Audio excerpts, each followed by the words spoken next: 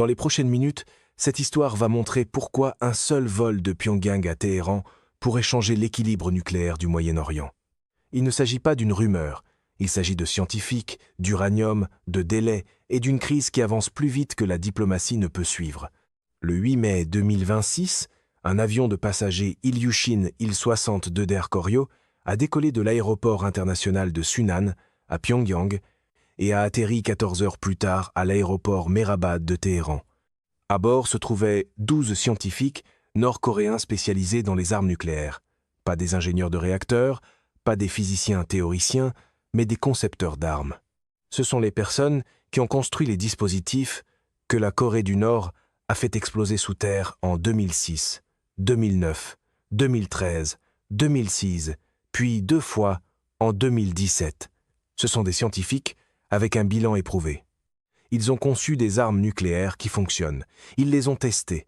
Ils connaissent la physique, l'ingénierie, les matériaux et le timing nécessaires pour fabriquer une bombe nucléaire fonctionnelle. Et maintenant, ils sont en Iran, aux 70 jours d'une guerre où les armes nucléaires pourraient décider de l'issue. Et quelque part, la machine médiatique pro-Trump essaierait probablement de réduire tout cela à un slogan, parce que les slogans sont plus faciles à manier que les calendriers nucléaires. Les 12 scientifiques travaillent pour l'Institut des armes nucléaires de la Corée du Nord, qui relève de la 2e Académie des sciences naturelles, l'organisation responsable du programme d'armes nucléaires nord-coréen. Leurs identités n'ont pas été rendues publiques, mais des rapports de renseignement indiquent qu'au moins 4 d'entre eux ont participé directement à la conception des essais nucléaires les plus récents de la Corée du Nord. La Corée du Nord a mené 6 essais nucléaires confirmés. Le premier a eu lieu le 9 octobre 2006. Il s'agissait d'un dispositif à fission à base de plutonium, avec une puissance estimée à moins de 1 kilotonne. Ce fut un succès partiel. La puissance était inférieure aux attentes, mais cela a prouvé que la Corée du Nord avait franchi le seuil. Le deuxième essai a eu lieu le 25 mai 2009. Un autre dispositif au plutonium, cette fois avec une puissance estimée entre 2 et 6 kilotonnes. Les données sismiques ont confirmé une détonation réussie. La Corée du Nord avait amélioré sa conception. Le troisième essai a eu lieu le 12 février 2013. Sa puissance a été estimée entre 6 et 9 kilotonnes. La Corée du Nord l'a décrit comme un dispositif miniaturisé, ce qui suggérait des progrès vers une ogive assez petite pour être installée sur un missile. Le quatrième essai a eu lieu le 6 janvier 2016. La Corée du Nord a affirmé qu'il s'agissait d'une bombe à hydrogène. Les analystes occidentaux l'ont évalué comme un dispositif à fission dopée, avec une puissance d'environ 7 à 10 kilotonnes. Ce n'était pas une véritable arme thermonucléaire, mais un pas dans cette direction. Le cinquième essai a eu lieu le 9 septembre 2016. Sa puissance a été estimée entre 10 et 20 kilotonnes. C'était alors le plus grand essai jamais mené par la Corée du Nord. Le sixième et dernier essai avant le déploiement actuel a eu lieu le 3 septembre 2017. Sa puissance a été estimée entre 100 et 250 kilotonnes. Il s'agissait d'un dispositif thermonucléaire confirmé, une bombe à hydrogène. L'explosion a été détectée par des stations sismiques partout dans le monde et a confirmé la capacité de la Corée du Nord à fabriquer des armes nucléaires de niveau stratégique. Les scientifiques qui sont arrivés à Téhéran le 8 mai sont ceux qui ont conçu ces dispositifs. Ils ont fait passer le programme nucléaire nord-coréen d'un essai raté d'1 kilotonne en 2006 à une détonation thermonucléaire réussie de 250 kilotonnes en 2017. Ils l'ont fait en 11 ans, avec des ressources limitées, des sanctions internationales et un isolement technologique. Et maintenant, ils travaillent avec l'Iran. Ce que ces scientifiques apportent n'est pas une connaissance théorique. Ce sont des modèles de bombes éprouvés, testés et fonctionnels que l'Iran peut reproduire sans devoir passer par la phase d'essai et d'erreur que tous les autres États dotés de l'arme nucléaire ont dû endurer. C'est le genre de détail qui ne rentre pas facilement dans une formule de meeting de Donald Trump, ce qui explique probablement pourquoi la formule arriverait d'abord et les détails jamais. Construire une arme nucléaire est extraordinairement difficile. La physique est bien comprise, mais l'ingénierie est brutale. Une bombe à fission exige d'amener une matière fissile à la masse critique d'une manière contrôlée, afin de produire une réaction en chaîne soutenue. Il existe 2 types de conception de base. La conception de type canon est plus simple.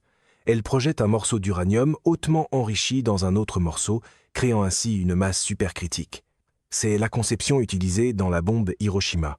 Elle est fiable, mais inefficace, et nécessite de grandes quantités d'uranium hautement enrichi. La conception de type implosion est plus complexe, mais beaucoup plus efficace. Elle utilise des explosifs conventionnels disposés selon une géométrie précise autour d'un cœur de matière fissile.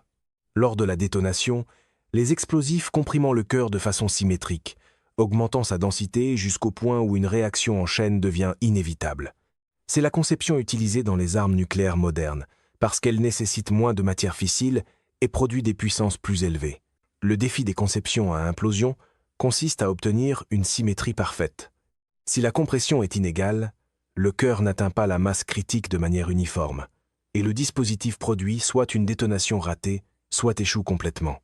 Obtenir le bon timing exige une précision mesurée en nanosecondes. Les lentilles explosives doivent être façonnées et disposées avec une exactitude extrême. Les matériaux doivent être fabriqués selon des spécifications très strictes. La Corée du Nord a résolu tous ces problèmes.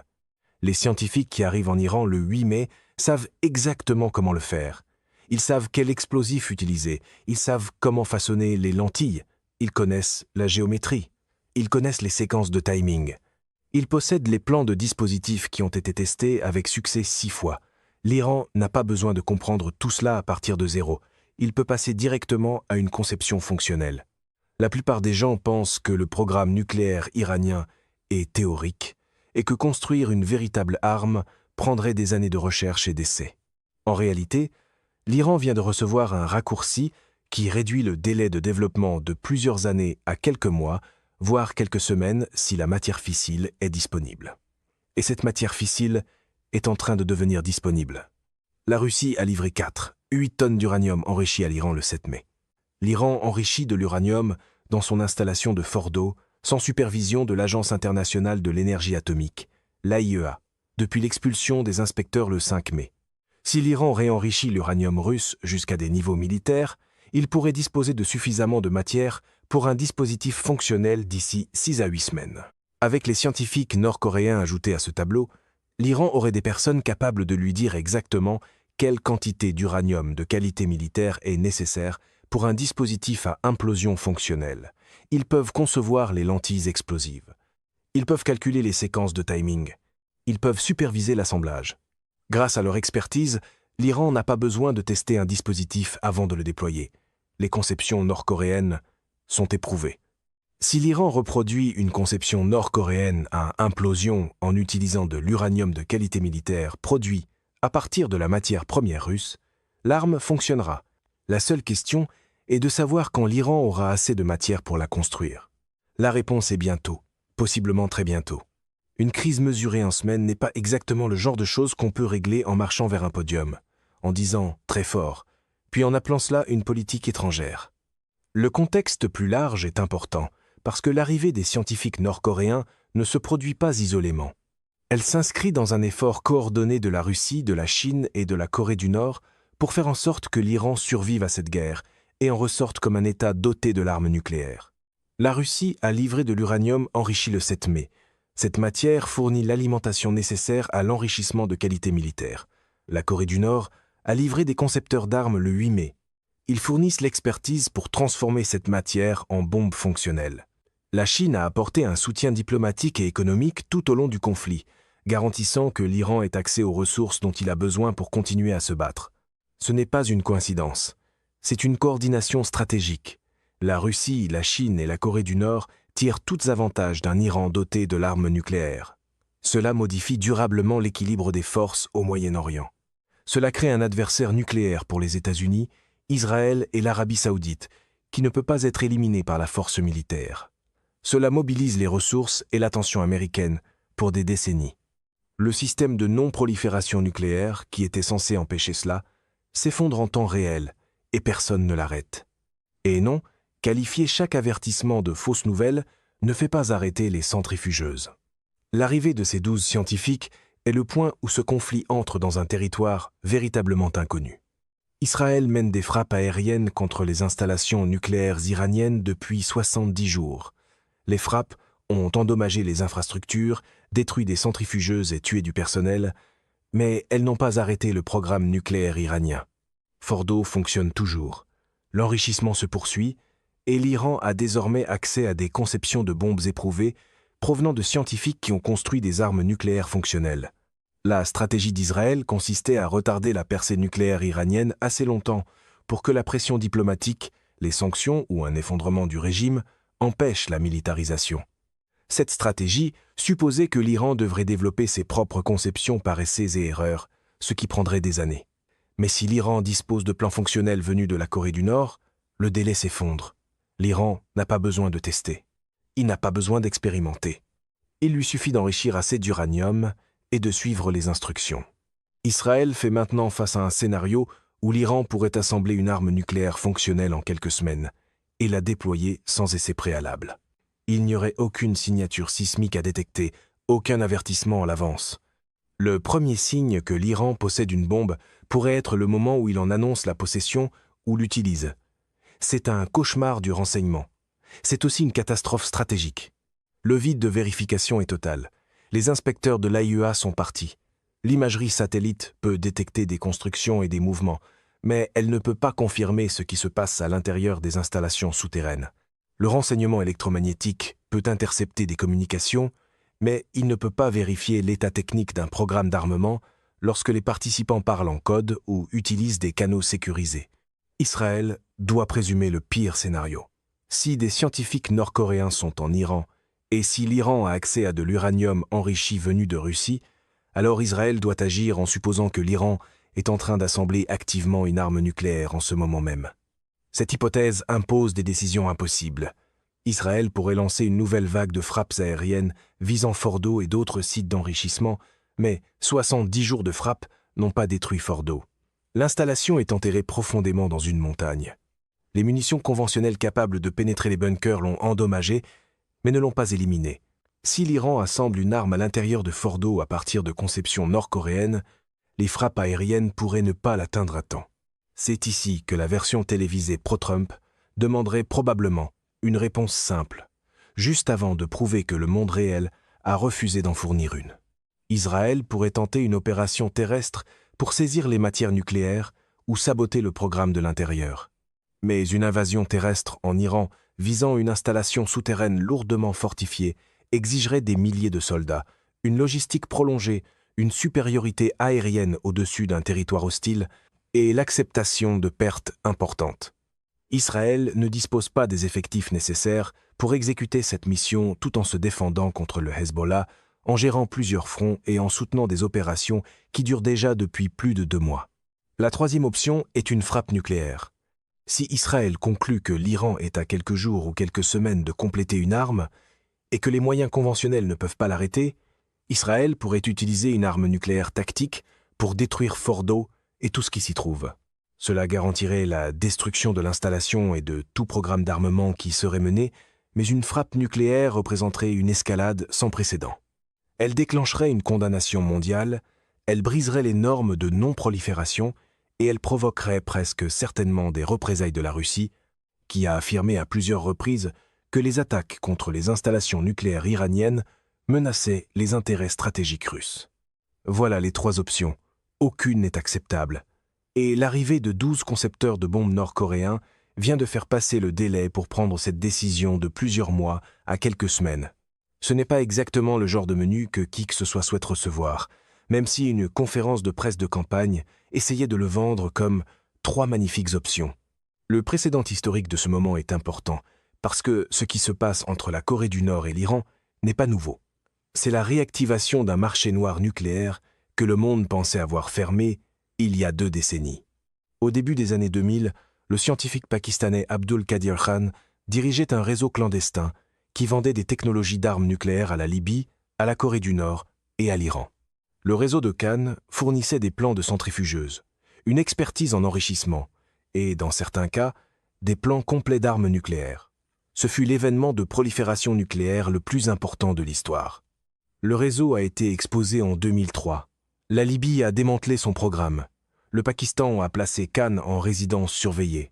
Le réseau était censé être mort, mais les liens n'ont jamais complètement disparu. La Corée du Nord a reçu une aide cruciale du réseau Khan dans les années 1990 et au début des années 2000. Cette aide a permis à la Corée du Nord de développer ses propres capacités d'enrichissement et ses propres conceptions d'armes. Maintenant, la Corée du Nord transfère cette expertise à l'Iran. C'est le réseau Can-2. Au lieu d'un scientifique agissant en secret, il s'agit d'une prolifération d'État à État, menée ouvertement avec l'appui de la Russie et de la Chine. Et il n'existe aucun mécanisme pour l'arrêter. Le traité sur la non-prolifération des armes nucléaires a été conçu pour empêcher exactement ce scénario. Les États qui possèdent des armes nucléaires ont accepté de ne pas les transférer à des États non dotés de l'arme nucléaire. Les États sans armes nucléaires ont accepté de ne pas les rechercher. L'AIEA a reçu un pouvoir de surveillance pour vérifier le respect des engagements, mais le système ne fonctionne que si les États s'y conforment volontairement ou peuvent être contraints de s'y conformer. La Russie est un État doté de l'arme nucléaire et un membre permanent du Conseil de sécurité des Nations Unies. Elle ne peut pas être sanctionnée efficacement. La Corée du Nord est sous sanction depuis des décennies et poursuit malgré tout son programme nucléaire. L'Iran est en guerre et n'a aucune raison de respecter des accords qu'il considère comme illégitimes. Les mécanismes d'application ont échoué, la dissuasion a échoué, et 12 scientifiques possédant une expertise éprouvée dans la fabrication de bombes viennent d'atterrir à Téhéran. À ce stade, la vieille habitude de salle de presse qui consiste à déclarer victoire avant de vérifier la réalité commence à ressembler moins à de la confiance qu'à une prévision politique écrite au crayon de cire. Les implications dépassent largement l'Iran et touchent l'environnement stratégique dans son ensemble. Si l'Iran développe avec succès une arme nucléaire avec l'aide de la Corée du Nord, cela établit un modèle pour d'autres États cherchant à obtenir des capacités nucléaires. Le message est clair. Alignez-vous avec la Russie et la Chine, ignorez les pressions occidentales et obtenez la bombe. L'Arabie saoudite a déjà indiqué qu'elle chercherait à obtenir des armes nucléaires si l'Iran les obtenait. Le Royaume dispose des ressources financières pour acheter de la technologie et recruter de l'expertise. Si le transfert entre la Corée du Nord et l'Iran réussit, l'Arabie saoudite aura une feuille de route pour son propre programme. L'Égypte, la Turquie et potentiellement d'autres États de la région feraient face à des pressions pour développer leurs propres capacités afin d'éviter d'être désavantagés stratégiquement. Le Moyen-Orient pourrait connaître une cascade de prolifération nucléaire en moins d'une décennie. Ce n'est pas de la spéculation. De hauts responsables saoudiens ont explicitement déclaré que le Royaume ne permettra pas à l'Iran d'avoir un monopole nucléaire dans la région. La Turquie a fait des déclarations similaires. L'Égypte maintient un programme nucléaire civil, avec des ambitions déclarées de l'élargir. L'arrivée de scientifiques nord-coréens en Iran ne concerne pas seulement un pays qui obtient la bombe. Elle concerne l'effondrement de tout l'ordre de non-prolifération et la possibilité que plusieurs États franchissent rapidement le seuil nucléaire, les uns après les autres. Le 8 mai 2026, 12 scientifiques, nord-coréens spécialisés dans les armes nucléaires, sont arrivés à Téhéran à bord d'un vol d'Air Koryo, parti de Pyongyang. Ce sont les scientifiques qui ont conçu les 6 essais nucléaires de la Corée du Nord entre 2006 et 2017, y compris un dispositif thermonucléaire de 250 kilotonnes, déclenché en septembre 2017. Ils apportent des conceptions de bombes éprouvées et testées que l'Iran peut reproduire sans développement par essai et erreur. Les conceptions d'armes nord-coréennes de type implosion sont fonctionnelles et nécessitent moins de matière fissile que les conceptions de type canon. La Russie a livré 8 tonnes d'uranium enrichi à l'Iran le 7 mai.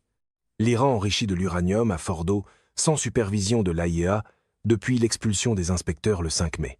Grâce à l'expertise nord-coréenne et à l'uranium russe, l'Iran pourrait assembler une arme nucléaire fonctionnelle en quelques semaines si de la matière de qualité militaire devient disponible. Israël fait face à 3 options.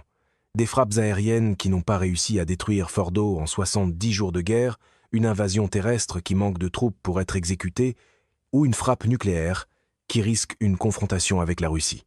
Le marché noir du réseau Can pour la technologie nucléaire a été réactivé sous forme de prolifération d'État à État, avec l'appui de la Russie et de la Chine. Si l'Iran réussit, l'Arabie saoudite, l'Égypte et la Turquie poursuivront leur propre programme. Le Moyen-Orient est au bord d'une prolifération nucléaire en cascade et 12 scientifiques qui savent comment construire une bombe fonctionnelle viennent d'arriver pour la rendre possible.